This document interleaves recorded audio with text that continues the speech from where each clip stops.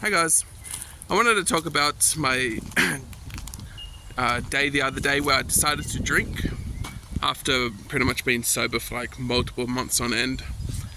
And I just kind of wanted to explain my thoughts on it, how I am now, and mostly the fact that despite the fact that I used to basically drink alcohol all the time just to overcome my depression and my anxiety so I can enjoy myself, I'd also do it to like try bring emotions out of me, right? So I can like cry through them and stuff. And this time around, I was just feeling a tiny bit sad, so I was just like, I'm gonna see if I can bring it out. And sure enough, it didn't really work. But other than that, like, I went into it knowing full well my intent and full well the repercussions of it, right? And so often enough when we go to abuse our substances, our addictions and such, we don't go into it with intent of repercussions. Whereas this is something I've learned to do, is where you're trying to you kind of just figure out what are the pros and cons. Okay, even though there's those cons, I am trying to experiment with something, try to figure it out. And so, of course, I was trying to figure out the tiny bit of sadness that I just had left over because of I guess something that happened recently. Again, not too much context needed other than like a reoccurring relationship problem where someone kind of just starts ghosting you based on their like anxieties and what they fear, right? And I've just had that happen so many times with like best friends and such that it is what it is. I guess more the intent of the video is to kind of explain that even though I talk about how you overcome anxieties and overcome depression, and that I have done it, like when I say I've overcome depression and anxiety, like social anxiety, all these things, that when I say overcome them, I mean that there's actually still potential for anxiety and depression. And the reason why this is normal and okay, and I recognize that I can accept certain anxieties and certain depression, is because if you can enjoy your life, right, then it's all good, right? Like the issue when it comes to people with anxiety and depression is because it controls their life so much that their life is on a downwards trend, right? Their life ends up sucking and they end up getting sick all the time and hating their social life, hating their own life, right? That there's nothing good going for them. And so for this, what I'm pointing out is that you can overcome your problems, but you don't need to completely remove them. And the reason why this is because this is what kind of helps differentiate, I still can't say that word, us from like robots, is that there is still a healthy level of anxiety when it comes to like social anxiety, a healthier level of depression when it comes to, again, I use these terms because this is what everyone else uses, but if you strip back the titles, it is just fear and sadness. And these emotions have reasons to be there that kind of help you, like a warning indicator, right? So if you had zero anxiety, it means that you wouldn't even you wouldn't even fear putting your hand near a tiger, right? If you didn't have any anxiety, you wouldn't even fear, say, intentionally offending someone that has like a weapon, right? You wouldn't have any anxiety about that. You wouldn't care, right? And that's what I mean, that there's an extent to which you overcome it. You don't completely remove it. And this is, of course, the problem when it comes to substances, is they pretty much completely remove it for a temporary time, but in that temporary time you can do very life regret, like regret certain decisions when you are under the influence, right? And of course, often enough, people also still don't think that sadness has its reasons. It does. When you're feeling sad, it's to let you know this thing happened. Try to avoid it again, right? Try to avoid that thing that you just got sad over. Quite easily it is when your life sucks. Avoid the stuff that you're currently doing in your life that clearly make it suck, right? Or if a loved one dies, you get sad, and that's when you go on a journey to figure out how to overcome, you know, whatever sickness that they had, right? Whatever bad habits, whatever, you know, so it's not repeated again with other loved ones or yourself, right? Like, these are the types of healthy levels of sadness that is more than just what we think of like mourning, right?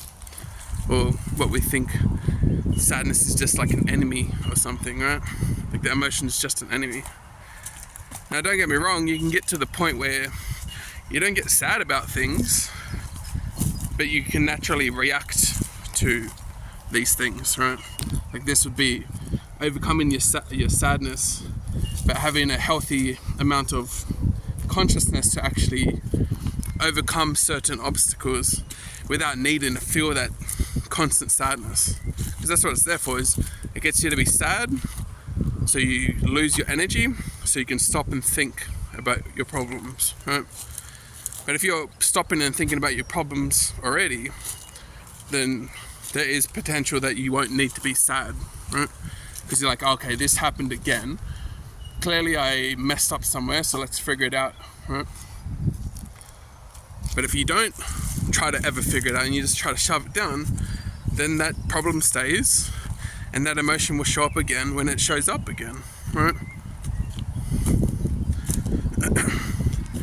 And this is kind of what I'm talking about, is that I went with intent to try to dig up this problem, any lingering problems, even though like it was already a repeating scenario.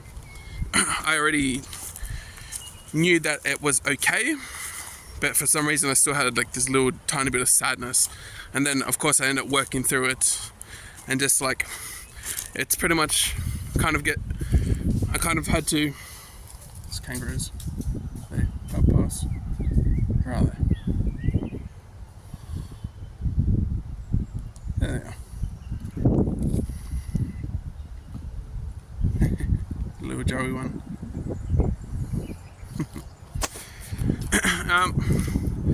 Yeah, so the lingering sadness that I had was just remnants of the fact that it happened again.